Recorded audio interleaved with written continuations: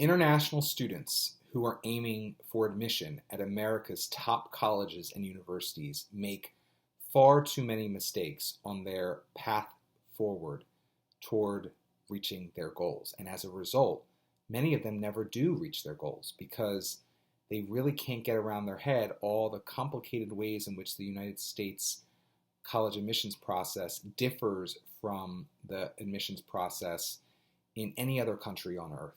Even the United Kingdom, which is also quite an intense process, it holds nothing. The UK process doesn't hold a candle to the subjectivity and complexity of the American undergraduate admissions process. So as a result, I have created the series of videos to help international students and parents more knowledgeably and successfully navigate the undergraduate admissions process to colleges and universities in the United States. Today, I think we're on video number 5. And today's topic that I want to hyper focus in on today is test optional. You've heard that phrase maybe, oh, American colleges are now test optional. Who knows how long that will last? And that very well may be the case for the SAT and the ACT. However, far too many international students figure out far too late that there is one test that for the vast majority of international students is certainly not optional and is actually a full-fledged requirement to be considered at most American colleges and universities, particularly the most selective American colleges and universities. And what test am I speaking about? Well, there are 3 really. There's a few different options, but I'm going to focus on the 3 most popular options, which is the tests that help demonstrate your English language proficiency. Of course, the United States does not have an official language, interestingly enough. However, the dominant language in the United States is English.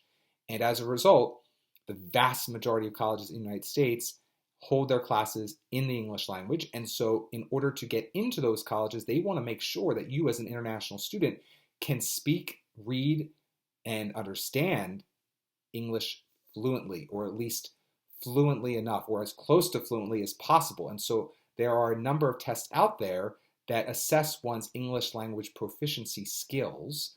And the 3 big ones that colleges are most apt to accept are the TOEFL, the test of English as a foreign language. There's also IELTS, which is the international language testing system, as it's known, IELTS. And then there's a third that has grown in popularity in recent years, which is the Duolingo English test, which goes by DET or DET. But whatever you want to call these, IELTS, TOEFL, DET, DET, what have you, these are the big 3 players as it relates to the industry of testing students to prove their English language proficiency. I'm bringing this up because far too many international students don't actually realize they have to take this test until far too late.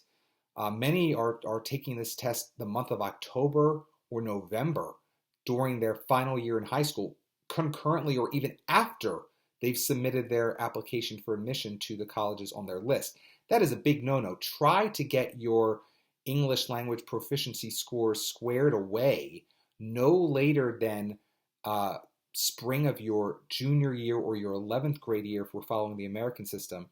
If you're in the UK system, most schools know of that as sort of your 12th year, but your second to last year in high school.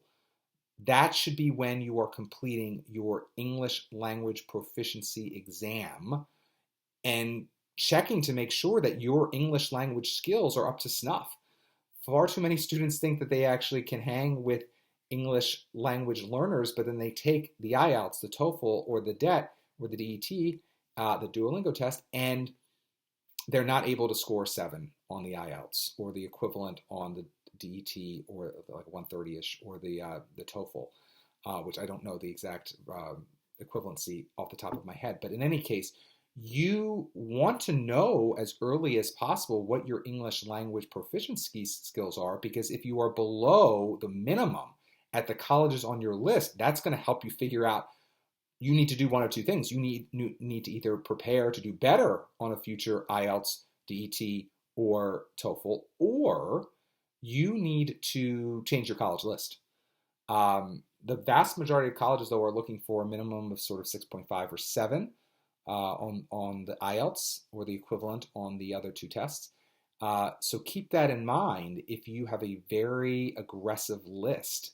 That is the minimum. And so when you have the minimum, but other applicants that are coming internationally may have a higher score, that's an objective, arguable weakness on your application at particular colleges and universities. So you want to have the highest score possible on one of those three English language proficiency tests and have that official score shared with or sent to the colleges on your list before your application deadline at that college or university. That's why taking those English language proficiency exams, whether it be the IELTS, the TOEFL, or the DET, as late as November, December, October of your senior year it's a recipe for disaster, because you've probably already applied or are currently applying to colleges, and for you not to have an early warning on what your scores are on those tests, that's going to really mess and mangle things up in terms of your application process. Try to get those exams done, squared away, and scored high on by no later than June of your second to last year in high school, so that during the application season, which really kicks off July at the earliest, but really August once the common application goes live, you were able to hit the ground running, knowing what your scores are on the English language proficiency test you choose to submit, and you'll be able to self-report those scores on your application. And in the case of many colleges, self-reporting scores is quite enough. But in the case of other colleges, you are going to, after having applied, upload the actual certificate or official scores to your admissions portal for those particular colleges. So you want to have that certificate in hand if it's from IELTS, for instance, so you can upload that IELTS score report directly to your admissions portal, or have it sent directly from the testing agency or your school counselor's office directly to the colleges on your list, so that they can file away that you officially got the minimum scores required to be considered for admission at that particular college. If you don't do it, you may apply, you may think you put together a beautiful common application, but then a few weeks after applying, you're going to get an email from that college saying, we can't review your file until we have your English language proficiency test available to us. We need to see those scores, ideally official scores. And so you want to get that sent ideally before the deadline, so that you can be reviewed in a very prompt manner, which is going to increase your chances of getting an admissions decision that is positive and timely. And that's what we all want for you, right? You want to get the admissions decision, whether it be good or bad, when you expect to get the admissions decision. I have known international students whose admissions decisions are not coming out when they think they should be coming out, because these students did not check their admissions portal and didn't see that the college is waiting on their IELTS score or their TOEFL score or their Duolingo English test score. Now, I should mention one more thing about Duolingo. The Duolingo test is not accepted at all colleges and universities. Maybe that will change in coming years if you're watching this in the future. Maybe it won't. That is a test you can actually give yourself online in the comfort of your own home, whereas the other tests are more traditional tests where you have to actually take it online in a center or on a computer in a center. So just keep, or paper, but I think they're phasing those out. But in any case, educate yourself about the IELTS, the TOEFL, the Duolingo English language test. I'll have links to those below this video, and make sure that if you're really aiming high in the United States as an international student, that you get those scores earned and submitted to the colleges on your list well before their application deadlines. I should say one more thing. Some students who are international are exempt from taking English language proficiency exams. These would be students who were raised in a family that speaks English as its first language at home, or a student who lives in a country where English is the main language, or students who have gone to an English language school for greater than 4 years or for some other number of years. The actual requirements are set by each individual college. So there are some colleges that will allow you to waive having to take an English language proficiency exam if you have gone to a school that's primary language is English for more than 4 years. Other schools, even if you've gone to a school where the English is the main language for 4 years in high school, if you come from a family that whose residency or whose nationality is not English language based, and you don't speak English at home, regardless of if you've gone to a school that teaches English for many, many years, you will still have to sit for the exam. So read the fine print at the colleges on your list to determine if you have to submit a test to prove your English language proficiency or if you can waive that requirement.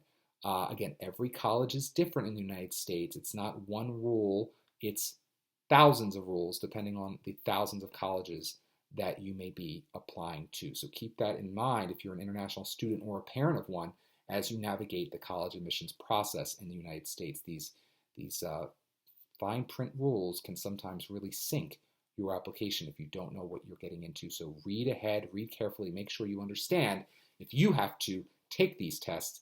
And that's why creating a college list sooner rather than later also makes sense, so you can plan accordingly to take the right tests at the right time and submit them in the right way well ahead of your deadline, so you give yourself the best possible shot of getting into the colleges on your list. My name is Craig. I'm the CollegeMeister. To learn more about me, you can go to CollegeMeister.com. Until next time, I hope you like this video by clicking the thumbs up button and also subscribe to my channel. Until next time, stay safe, stay well. I'll talk to you soon.